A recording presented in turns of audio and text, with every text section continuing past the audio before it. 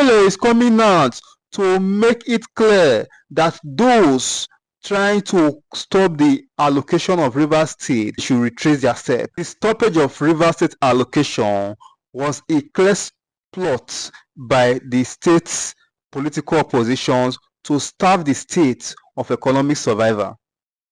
Many political analysts have claimed and clearly stated that stopping the allocation of Rivers State will be a no-go attempt by the federal government, despite the court order asking the federal government to do so. The Court of Appeal, Abuja Division, has reserved judgment in a suit filed by the Rivers State Governor, Siminalayi Fubara, seeking to overturn the judgment of a federal high court stopping the Central Bank of Nigeria from releasing monthly allocations to Rivers State.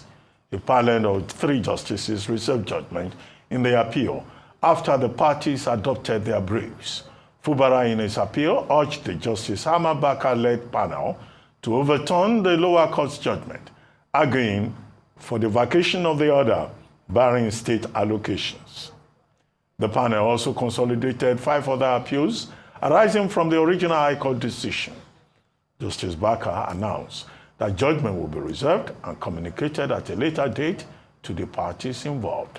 Meanwhile, citing the judgment of a federal high court, the Office of the Accountant General of the Federation says it will withhold October's Federation Account Allocation Committee for Rivers State. However, a spokesperson of the Office of the Accountant General of the Federation, Bawa Mokwa, said the October 2024 FAC allocation has not been distributed yet. He said the federal government will comply with the court order regarding Rivers State's allocation unless there is a contrary directive. Joining us now is Liboros Sushoma, a lawyer and human rights activist. He will be joined by Jake Epelle, CEO of TAF Africa and an indigene of Rivers State. Well, the matter, as they say, speaks for itself. Confusion everywhere. We will pay, we will not pay. Court says, well, don't pay because of some political crisis in Rivers State. Another court says, well, we reserve judgment. I thought there was a precedence in this, or is it a new thing? You know, when Lagos allocation was withheld under the Obasanjo administration, the only difference is that then it was creation of local councils. In Rivers, it's about the legality of the Rivers State House of Assembly and who approved the budget and all of that. But these are issues. Let's start with you. You unpack the legal underpinnings, and then we'll go to Mr. Jake Epelle, who is a Rivers State indigene. Maybe he will be in a better position to tell us that it will be well with Rivers State, as we hope. Yeah, thank you very much. First and foremost, congratulations. And but all of this is happening because we operate a feeding bottle system of government, where every month, governors would all march to Abuja to collect feeding bottle, and so that's why the federal government, a court can, order or restrain a government to stop allocation to a state. There are copious provisions in the Constitution if a governor violates provisions of the Appropriation Act. There are provisions in the Constitution that the State House of Assembly can activate to deal with it. In the first place, I do not think it is appropriate for a court to order a federal government to stop allocation to a state. It is akin to punishing a litigant for the crime or sin of the lawyer. And in most cases, courts, the same court that frowns on that, is the same court now saying will restrain you from stopping allocation, from paying allocation. Be that as it may, even Section 122 of the Constitution, even authorize the governor for 6 months at least before passage of budget to draw allocation from the Consolidated Revenue Fund in default of the Appropriation Act. So, and if there is any, like I said, there's any violation of any provisions of the Constitution, because I also think, to be fair, that a 4-man member of a State House of Assembly, contrary to Section 91 of the Constitution, sitting down to pass an appropriation act is an aberration. It's a joke, like the Court of Appeal has said, a joke taken too far. But it is left for the House of Assembly to deal with it, to deal with the governor, to what have you. You know, copiously look at the provisions of the Constitution and implement whatever sanctions or whatever provisions that are there to checkmate the executive. But the courts, the third arm of the government stepping into it to restrain finances to that state, for me, it's also a no-no. There is basically no provisions in the law that empowers the court to do that. Well, Mr. Epelle, is this not a way of punishing the people of Rivers State if they don't get the allocations? Because the money, after all, belongs to the people, not to the politicians who seem to be perpetually quarreling among themselves in Rivers State, turning the state into an atomistic society, perpetually at war with itself. Thank you, Ruben, and congratulations to our RISE team. You're making Nigerians proud. Ayo and Rufai, good morning. Look, I'm not going to speak on the legality of the issue, but I would focus on the morality of what is happening and the hardship that my people are facing as a result of this.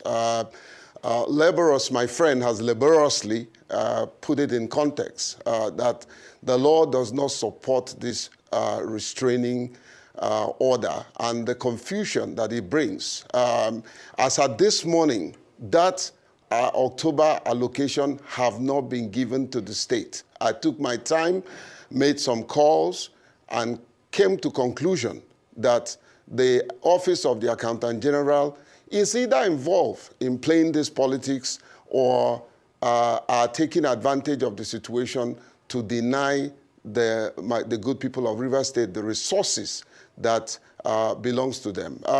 Ruben and Lebros, you are both lawyers. I think you need to give Nigerians some clarity on Section 102, what it says about the Assembly constituting a quorum. Why you do that? I would like to say that the people playing this drum for this masquerade of impunity and wickedness to the people of Rivers State should bury their head in shame. Because when you do this, your own family is also involved. Your fathers and your mothers will feel the pinch of this financial restraining order on the state that needs it most. There are several implications to all of this, and I think they should know that when you begin to toe this line and creating this hardship in this present hostile economy, then you will be activating wickedness, and that's exactly what they are doing. So the people feels the pinch. These two elephants, both the sitting governor and the former governor, are really, it's taking a toll on the good people of Rivers State. And I think we deserve better and we deserve more. Accountant General Office should not be involved in politicking this issue.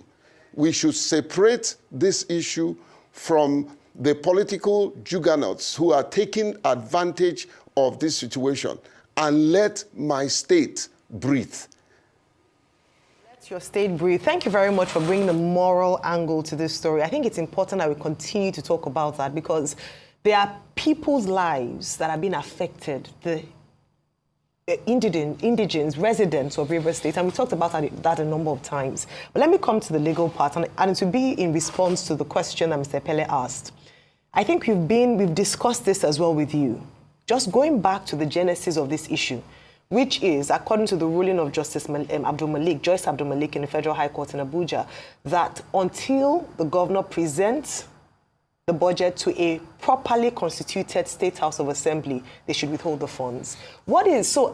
we've tried to analyze this. We've had a number of lawyers come on the show. But what is the position currently? And that's the section of the Constitution that Mr. Epelle cited. Where are we with that? Because that is a fundamental issue now. I don't know if the members who said they're defected, if they've come back to the PDP, not sure about that. But in the event that that hasn't happened, what is the position of the Constitution on that? So when you answer that, I'd then like to ask Mr. Epelle that, what's the way forward? I hear you, and a lot of people have talked about the, the involvement of the current governor and the previous governor. What are efforts made by indigenes like yourself, elders like yourself, in finding an amicable solution to this war, in quotes, between these two individuals that's affecting the lives of people for the sake of the people of Rivers State? I'll come to you after, Mr. Oshoma. Yeah, let's start from the beginning. And I've said it here, 1,000 times. If you look at section 109, subsection 1, which said, and then we go to paragraph G, and then you look at subsection 2. That section in itself is not self-executory. That's what people fail to miss. This section is not self-executory. Otherwise, you'll be giving arbitrary power to some persons. If I don't like you, I can just come and say, oh, you have defected, and then I declare your seat vacant. And that's why the section says, a member of a State House of Assembly shall vacate his seat in the House if, being a person whose election to the House of Assembly was sponsored by a political party, he becomes a member of another political party before the expiration of the period for which he was elected, provided that his membership of the political party is not as a result of a division. And the court has held that division does not mean just minor misunderstanding, because what some politicians do, they will create misunderstanding, local division, and then use it to defect. And the Supreme Court in Abegunde's case has held it to be a division at the center of the party. And then subsection 2 says the Speaker of this House of Assembly shall give effect to subsection 1 of this section. So however that the Speaker or a member shall first present evidence satisfactory to the House that any of the provisions of that subsection has become applicable in respect of the member. So if you go further, what the court also has heard in this case is that even the Speaker cannot on its own. You must approach the court to activate this subsection 2. That is the court that has the right by virtue of the Constitution to declare the seat of a member vacant. So in the absence of that, a governor cannot sit down and say, oh, I no longer recognize you as members. That's wrong on one side. And also, the members on their own cannot in the absence, in all of this, so since the matters are in court, and the Court of Appeal also heard that the State High Court lacks jurisdiction to declare the seat of a member vacant. Just the same way the Court of Appeal has heard that the Federal High Court lacks jurisdiction to determine election to a local government. So that said, presentation of budget to 4 members of the State House of Assembly, for me, is an aberration, because if you look at section 91 that I have cited earlier on, section 91 says, subject to the provisions of this constitution, a House of Assembly of a state shall consist 3 or 4 times the number of seats which the state has in the House of Representatives, divided in a way to reflect as far as possible nearly equal population, provided that the House of Assembly of a state shall consist of not less than 24 members and not more than 40 members. So, and then if you now go to section 122, it says, if the appropriation bill in respect of any financial year has not been passed into law by the beginning of the financial year, the governor may authorize the withdrawal of money from the consolidated revenue of funds of the state for the purpose of meeting expenditure necessary to carry on the services of the government for a period not exceeding 6 months until the coming into operation of the law, whichever is earlier. So, in the absence of even an appropriation law, for the first 6 months, the governor has power to withdraw from the consolidated revenue fund. So it is not a matter for the Federal High Court to now restrain. But this over 6 months, though. That's the action here, where you ask a question, how did this all begin? Yeah.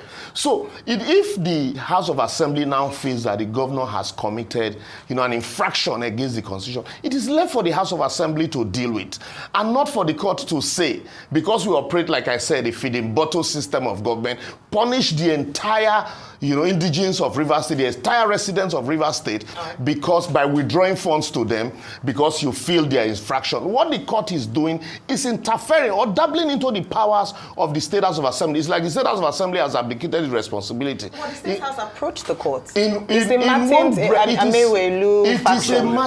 a matter for them to deal with internally. If the State House of Assembly, the Court of Appeal, Federal High Court, can say that the presentation of the budget was ultra-vires the Constitution and that it should be represented. But that consequential order of withholding funds, it is not in within the powers of the court to go for that. Granted, that consequential order was not necessary. Like I said, it is punishing the entire, both citizens, indigenes, and residents of Rivers State, who will be deprived of the use of these funds because you feel that the State House of Assembly had not done what they should do. It's a very tricky situation, but let me bring in Mr. Epelle. Mr. Epelle, I asked the question around what efforts are being made from a moral point now. I heard you, Ayo. I heard you, Ayo. Ayo, you think, I appreciate my good friend Leberos and all the lawyers who bring all kinds of interpretation to this matter. But I'm not zeroing on interpretation and all the legal interpretations and all that. I am concerned on the implication of this whole saga on the people of my state. I'm not a lawyer, but I've heard terms like doctrine of necessity and all that, where it applies, whether it applies in this case or not. But the point is, this is sheer wickedness on the people. And I don't think, and like Leberos rightly and aptly put it, this is not acceptable because whatever happened, the law is meant for the people. And when the law suffocates the people, I don't think that's a law that anybody can give a thumbs up, you know. What is happening is sheer manipulation of the judicial structure to strangle the people. And some elements somewhere are benefiting on all of these issues. They are taking advantage of it to assert themselves, to further perpetuate their political desire at the expense of the people. And sometimes I wonder if this set of people are truly Rivers State, or they are just a masked Rivers State people trying to strangle us and suffocate us. And this is not acceptable, no matter what anybody interprets it and how it's interpreted. And before you know it, the likes of Uncle Ruben and Leberos will say that I'm bringing emotion to the matter.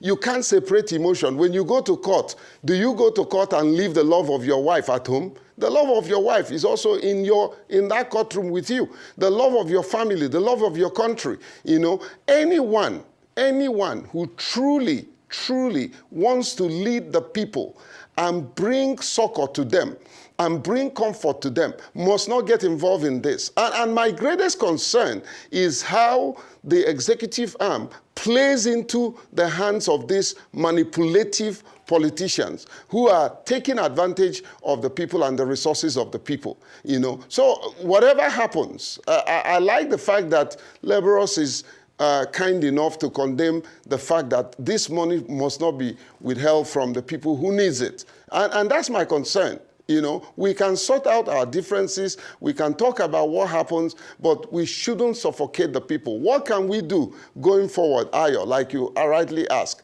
You know, Ayo, when you said that, I said, oh, Ayo, my friend, is telling everybody that I'm old. You say elders like me. Yes, I am. I said indigenes and elders, so you might fall into the indigenes category. Yeah, well,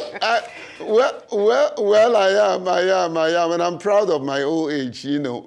However, what can we do? All of us are responsible for this. All of us needs to hold these individuals accountable. Call them to order. Although some of them are recalcitrant, they're uncontrollable. You can't call them to order, you can't talk to them. And when an individual is on a path of destruction, he does not listen to anybody but his own ambition and selfish and self-centered agenda. And that is what is happening. There are some of them, you know, and please, get me right. I'm spreading it on two sides of the people involved. Okay. You know, can someone call them and they will listen? Okay. Can the likes of Odili and all the people responsible call these people to order? Must we fold our hands and watch everything destroyed before we start shouting? Okay. I believe that dialogue is the way forward. Okay, sir. Thank you so much, Mr. Epelle. I really appreciate you. But, you know, the Yoruba people have a saying that you don't have an elder in the market and the head of a child tilts backwards. But the truth is, it is the elders in this case that have bent the head of the child. Yes. And this also falls on the president of this country. True. President Tinubu complicated the matter to start with. And that's why my first question to you is this. It's so easy. Like they say, hindsight is 2020. Now you are reading Constitution that you should have gone to Constitution. What do you expect Fubara to have done at that point in time? It's so easy for constitutional provision to say, okay, you should have gone to consolidated account. But at the time where Fubara had been betrayed, no, I got a minute, Ogamio. Fubara had been betrayed. There was a raging controversy between both parts. The other faction had left. It was around that period they had gone to sign his death warrant, according to the deal by President Tinubu, that tilted everything towards Wike. I mean, in that heat, what do you expect Fubara to have done with his budget, and he still wanted to run the state and deliver the goods of democracy? Because it's so easy to read Constitution. And that's why I subscribe to Mr. Epelle 100%. That let's leave law aside. Let's talk about reality. It's so easy. Rufai, don't let us not, when it is convenient, we say refer to the law. When it is not, we say abandon the law. No, you know why I said so? Why I said so? What if you were Fubara, what would you have done in those shoes? Get me straight. Yes. I would like to answer this question. We do get to you. Let me get to you, sir. Yes, sir. Don't let us, when it is convenient, we say abandon the law. When it is not convenient, not convenient, we say no, put the law aside. Otherwise, we'll resort to anarchy. Is it not anarchy we're practicing in this country? That's what I'm saying. I'm sorry, would you respect? Is it not anarchy we're practicing? So when we resort to anarchy, and at the end of the day, what you're going to have is, massive chaos. So in this case, what I have said to support the fact that the Court of Appeal the Federal High Court has no powers to restrain FAC or federal government from paying money to the state government. I supported with Section 122 to saying that even in the event that there is no budget, the state governor has power to still draw down from the revenue of the state in the absence of a budget. And so in this case, lawmakers would not have run after him. In this case, is he not drawing? No, wait. What I'm saying, is it not now the 4 members have been heard? 4 members passing a budget have been heard to be, a joke taken too far, and an abuse of the Constitution. So the power is on the lawmakers now to activate the instrumentalities of the law to do whatever they feel they need to do, not to go to court to ask the court to restrain allocation. To restrain, it's like saying that the River State should not eat. So let me... You see, that's why, I'm sorry, with due respect, I don't understand you lawyers. And with due respect... Understand this is as simple as this was a context ABC. of a man that was running away from impeachment at that point in time. I think you should factor that into the conversation. At the end of you said he could have gone to the consolidated account, where the lawmakers could have indicted him based on going there. That's where they are still getting to. So what could he have done? That's what I'm telling you. If you were Fubara, what would you have done? That's where you're still getting to. That's where you're still getting, because this action, if at the end of the day, the court now says, look, presentation of budget to 4 members is an aberration. And consistently, instead of representing the budget, you have consistently, after 6 months, spent money. That is an impeachable offense. Are you not still playing into the hands of the same people? No, I'm not a member of the State House of Assembly. I'm just asking. Are you not still playing into the hands of the same people that, want your head, in the guillotine? Okay. So in this case, you ask the question, what can be done? No matter what had happened before, the elders in Rivers State had shown clearly that they have taken sides. the buck still rests at the table of Mr. President, no matter how we look at it. He's the only person. If Wike were not a minister, after he scattered it in the first place. Let me say this. If Wike were not a minister, I tell you, all of this wouldn't be happening. Sure. And so it is Mr. President that appointed Wike as minister. That is what is embodying him. If Wike as a governor, everybody knows he will not take this from anybody.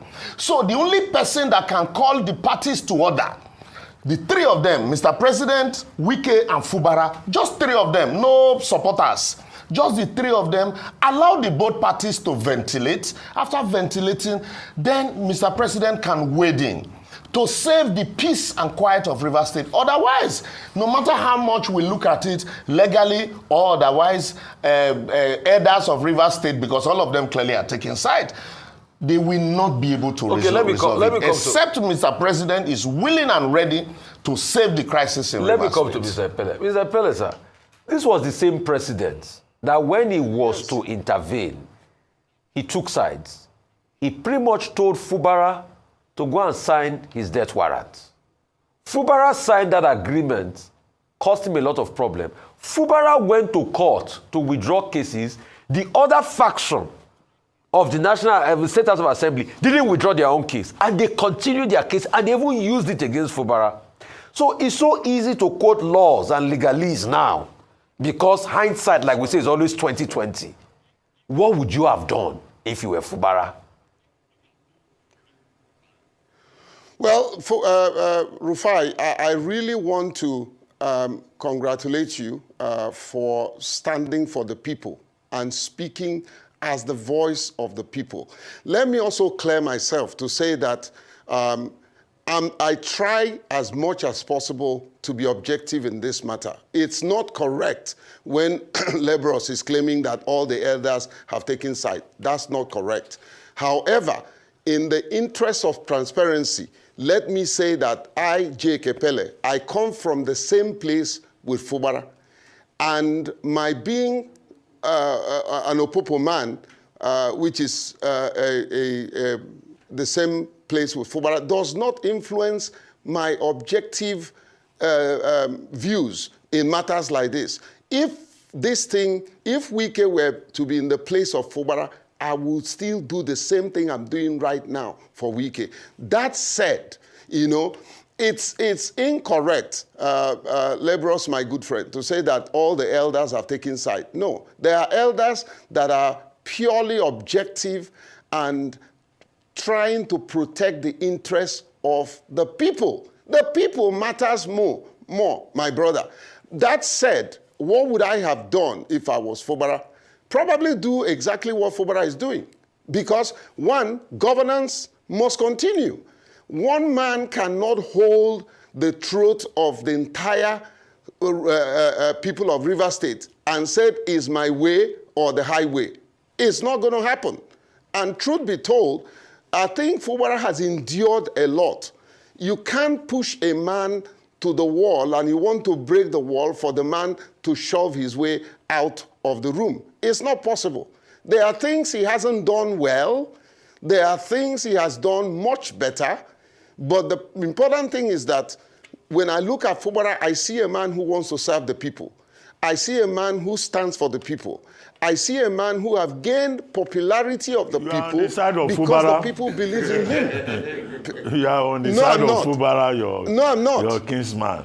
No, Dr. Ruben, you know me. Dr. Ruben, you know me. I will not. I am not. I'm on the side of the people. I am strictly on the side of the people, on the side of morality, on the side of people that don't have access to quality health, quality education, that can't put food on their table. It is on their side that I remain. I'm not on the side of politicians. I'm not a good friend of them. Never will I be a good friend of them until they do the right thing. Really, I take you back to the statement that you made earlier. We can sort out our differences. Who and who is going to sort out the differences in Rivers State? Is it Fubara sitting down with a Wike who says he's the lord and master of politics in Rivers, and that even outsiders should not put their mouth in it, as we say literally? who are those people who are going to sort out the difference? The elders have been meeting, they've been coming on television and talking. What is the guarantee? Which way will be the right way? Is it Wike's way? Is it the highway? Is it Fubara's way?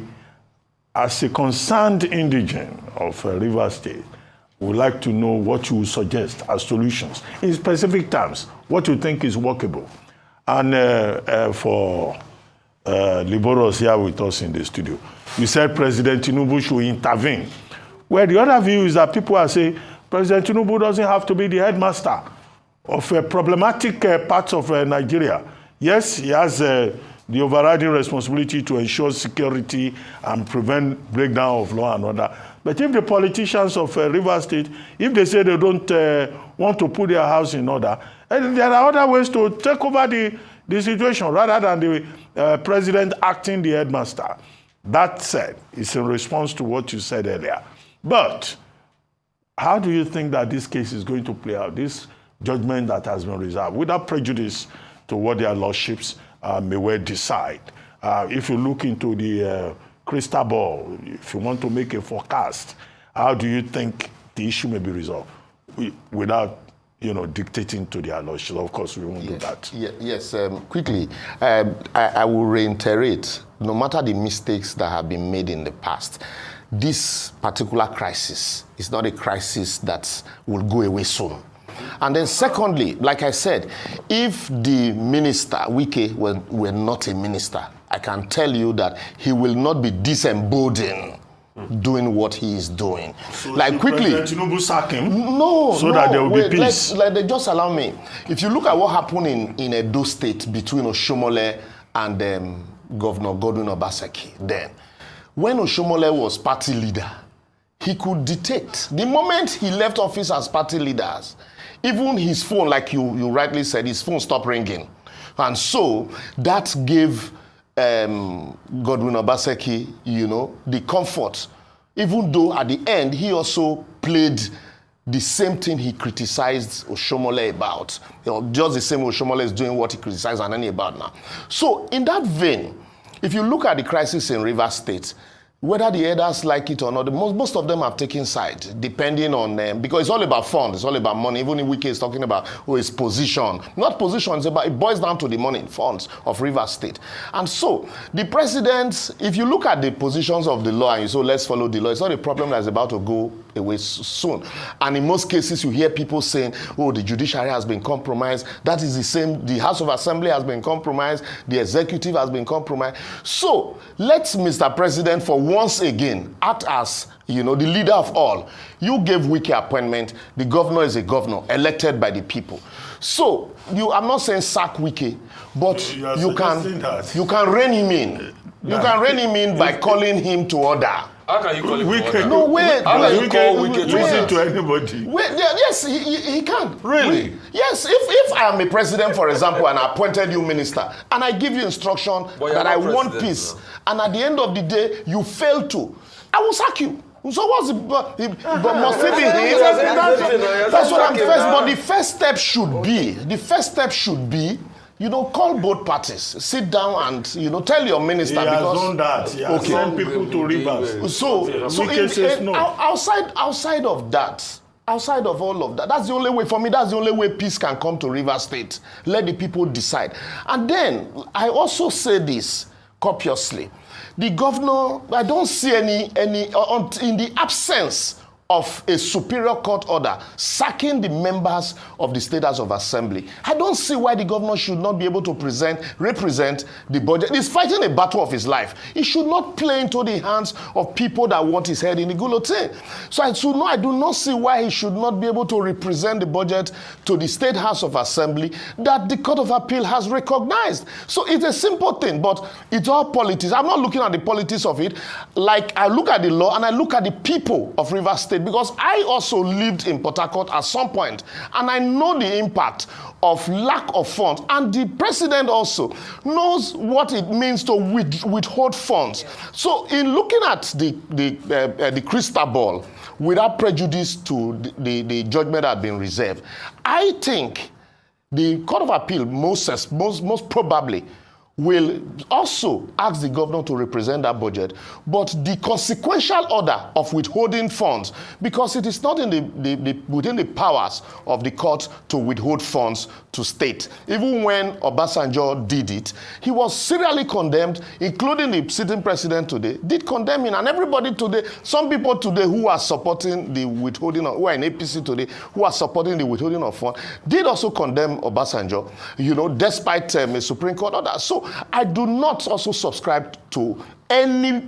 federal government withholding even a kobo that is accruable to any state or local government in Nigeria.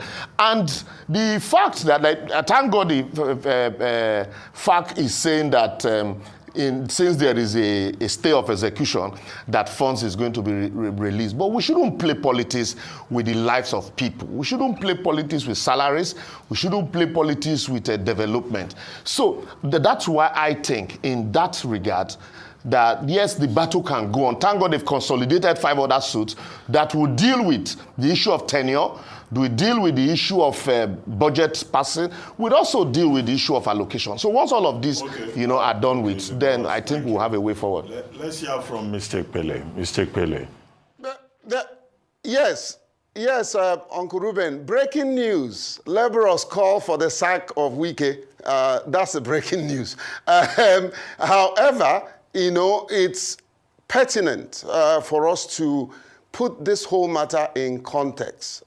Is the fact that if I'm the one conducting this interview, I will ask laborers, which assembly will Fubara present this? Is it the 27 lawmakers that have been sacked constitutionally by their action, or the 4 people? I don't know. But however, what can be done? Number one, let's be honest. The president has lost credibility over this issue. He cannot sit in and give a non-partial solution. My way of going forward is, number one, bring all the leaders of the state. Tonya, my friend, had postulated that on this show. Bring everybody concerned, because there are lingering issues that affects everybody, whether it's Odili, Ada George, Celestine Omehia, Amechi, the Wike himself, and Fubara. All of them, there are lingering issues that connects all of them in all this matter. They need to be brought in the same room. A neutral person, someone that we can trust, will be very neutral. And I've said it, I've mentioned name before. Koka, Bishop Koka, Abdul Salam, General Gowon, Goodluck Jonathan. If the president hands over the responsibility of arbitrating for the resolve of these lingering issues, and these people will look them in the eyes and said, Wike, you're right on this, you're wrong. Sometimes perspective matters. They are all going with their different perspective of the matter and their selfish interests on both camps. We need to bring them together in one room, look them in the eyes, and tell them the destruction that they are causing, which is impacting the people. The people is more important than these politicians. These crooked politicians whose self-interests are driving them crazy and making some of them drunk, either with alcohol or with power. We need to stop this nonsense and nip it in the bud. And I think also it's important for this confusion that sometimes lawyers bring to this issue. One way you're saying, oh, they should do this. The other way you're saying, release the fund. It doesn't make sense to me. Let's toe one line, and one line of action is simple. Let the people receive what is due to them so that we can provide the necessary resources that the state needs to ensure that the people don't suffer. The people is important in this, and the president must know that he's the president of Rivers State and other states. Okay, thank you very much, Mr. Epelle. A law must be passed on how the funds of the states. It's an appropriation. You cannot spend the money anyhow. Okay, there must be a law. Thank you very much, Liberal Social. Thank you, gentlemen. However, Epelle is coming out to make it clear that those trying to stop the allocation of Rivers State was on a wrong track, hence they should retrace their step. He noted that stopping the allocation of the state will further cause political chaos and intensify the crisis rocking the state politically. Many prominent Nigerians have spoke against the attempt by the political naysayers who are against the leadership of the governor Fubara. Many also expressed confidence that President Bola Ahmed Tinubu will not toe that line despite the court order, owing to the fact that while he was governor under Obasanjo gave him same treatment.